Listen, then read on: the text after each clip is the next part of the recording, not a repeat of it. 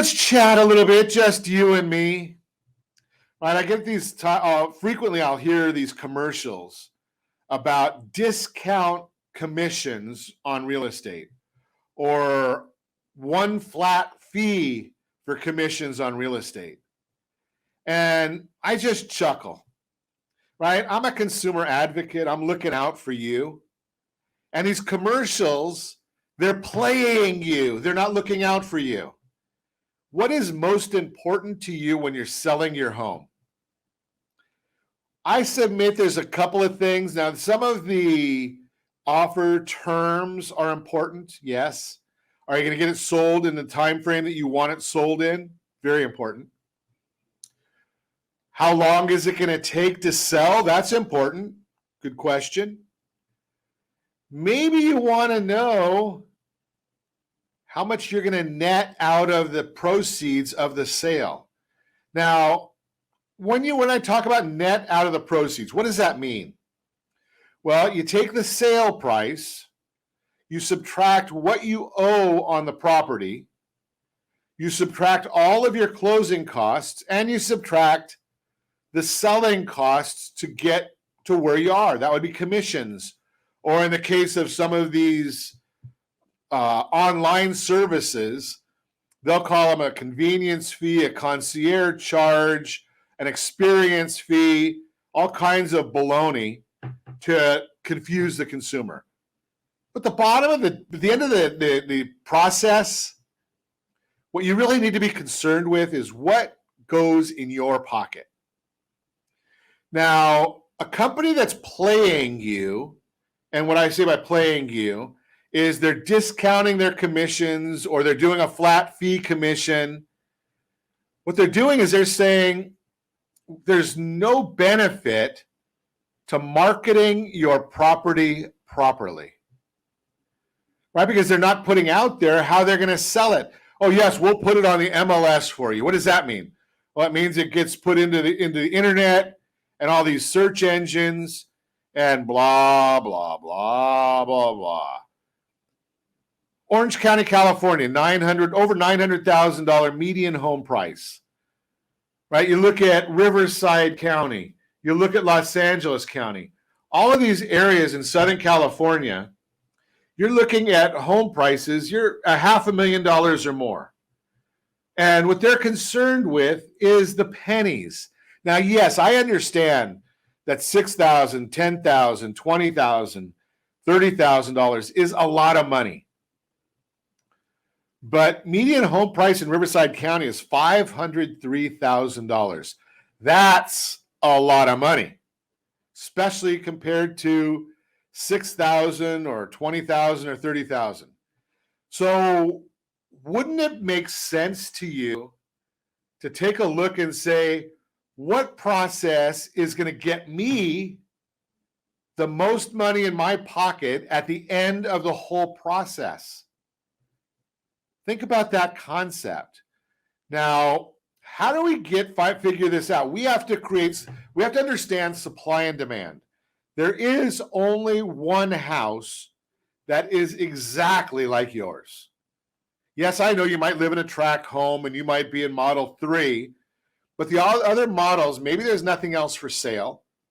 The other models, maybe they haven't been as modified the exact same way as yours. Maybe you put a pool in, maybe you put in a big green grass area in the backyard. Maybe you've got that swing set. Maybe you've modified the front yard. I like your carpet better than the next guy's. Everybody tells us their house is the nicest of all. Now, remember, I do have a real estate license. I don't use it for real estate. I am a consumer advocate. Yes, I do help people frequently with lending.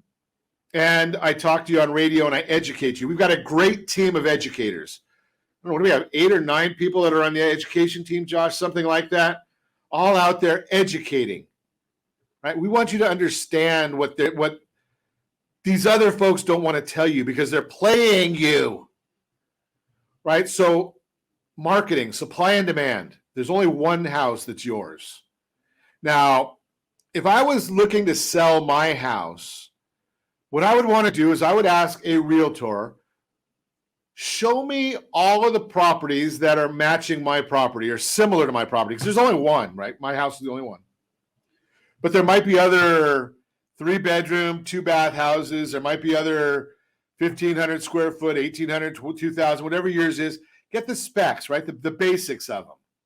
And we're going to talk to you about that. In fact, I might even try and pull it up. So I'm looking right now. We're going to talk about a featured home today. And let's see if I've got, so $649,000 house.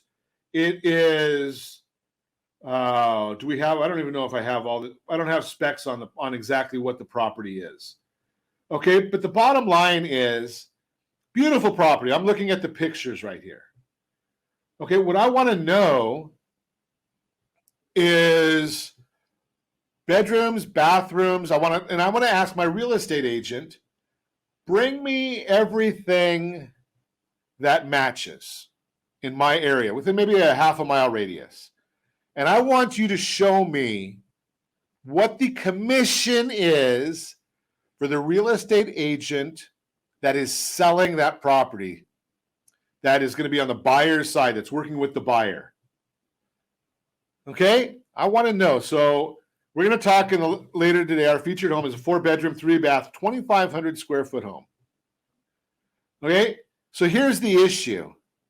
What I want to know is all of the 4-bedroom, 3-bath in my area, and what are we going to pay the agent to sell this property, the buyer's side agent? Why? Well, because good agents have buyers that they're always out shopping for. Now, if I do a flat rate and say I'm going to give the buyer's side, $100, do you think they're going to be very motivated to go and show your property? No. If I give them 1%, now if I do a listing for $6,000 and I've got a median home price in Riverside County, $5,003 is the median home price. If I do a listing for $6,000, do you think that I'm going to pay $5,000 to the agent that sells the property, that brings a buyer to you? No. So no agents are really going to take that property seriously. Now, if a consumer calls them and says, I want to see 123 Main Street, yeah, they might show it to them. But a good salesperson knows the law of primacy and recency. Primacy and recency. What does that mean?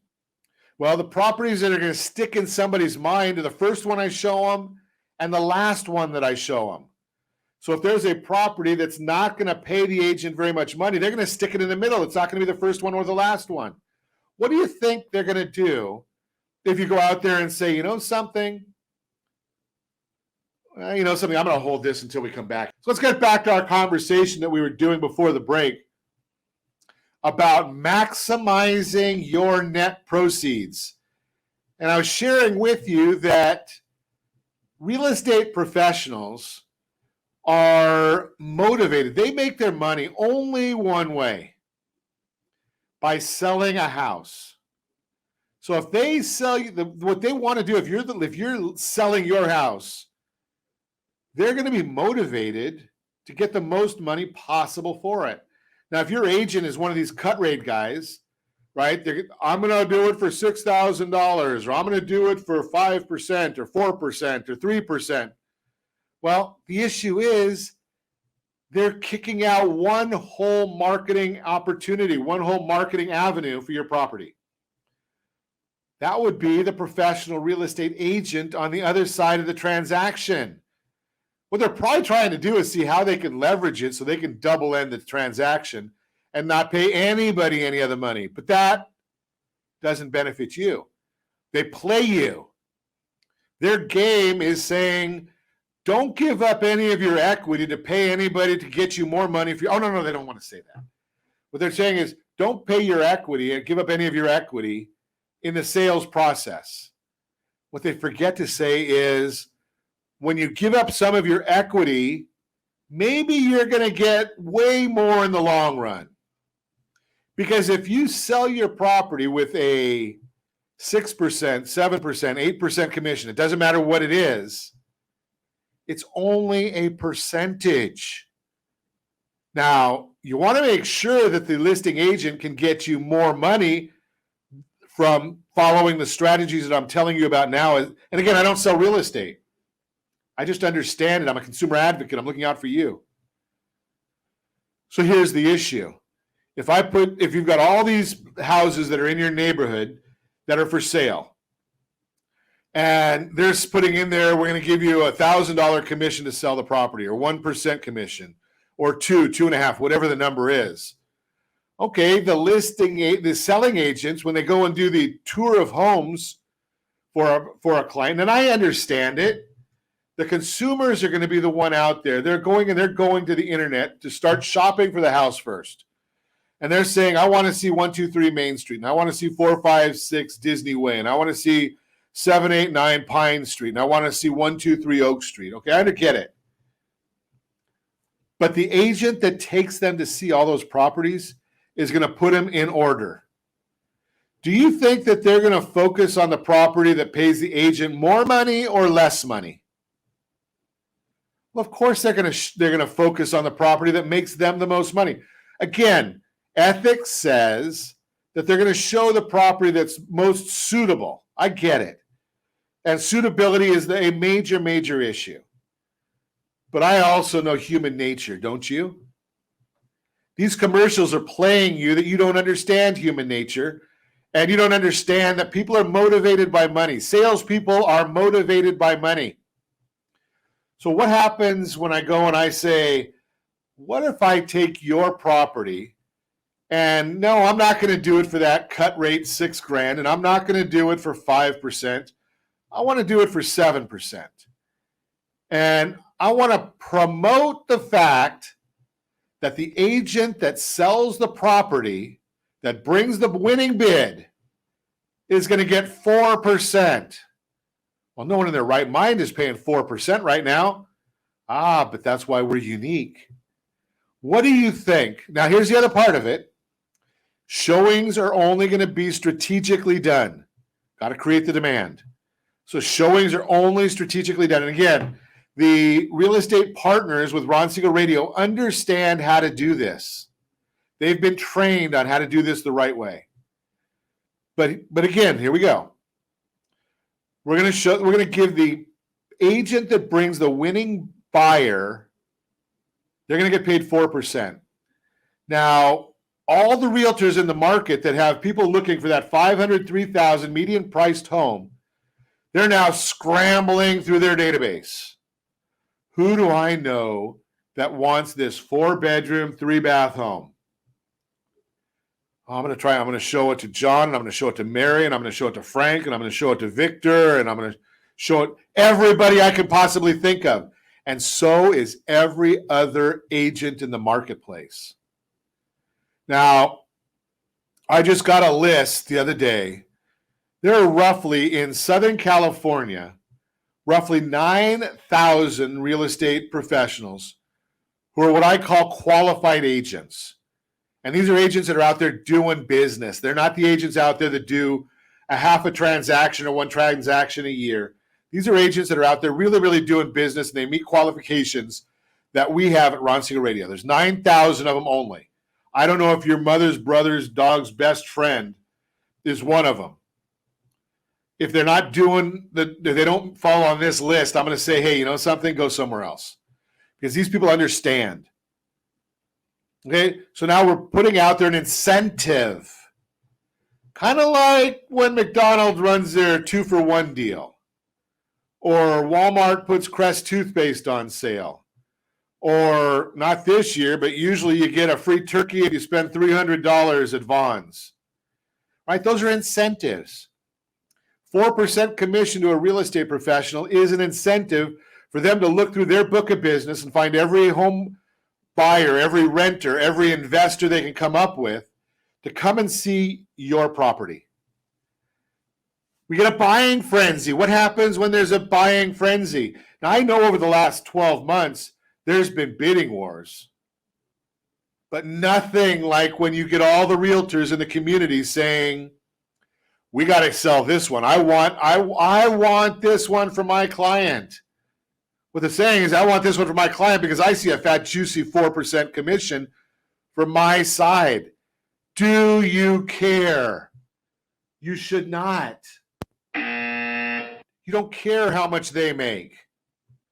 You care how much you get after all the commissions are paid.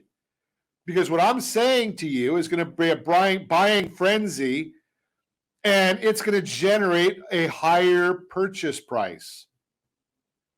Now you get a bidding war going with the higher purchase price, and you keep going back and forth until you get to the very highest price. And you know that we have the Appraisal Gap program. If you're not familiar with it, rsrappraisalgap.com, rsrappraisalgap.com.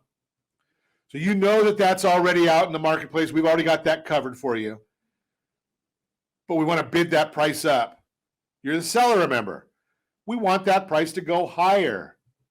Now, if you're a cut rate broker, all you got to do, you're churn and burn. Let's get that sold, because you just set the expectation for your seller that, hey, I get things done quickly and you don't have to pay anything. Well, I'm getting it done. My process here is getting it done quickly, and you get more money net, because we're going to get more money on the sale of the property, take off the commission. Yes, it's higher because you're getting more. And oh, by the way, when it comes to the negotiation repairs, who do you think is going to worry about those? Right? Because if they're trying to get you to repair things, you just say, you know something, Mrs. Jones, I think that we may not be a good fit, and you're going to call Mr. Smith and let him see out the property. And you just heard me talk about that in the leverage issue in the real-time real estate segment, about the idea that, you know something, you got the leverage, you got more buyers, you get less contingencies, and you make more money. You're listening to Ron Siegel Radio.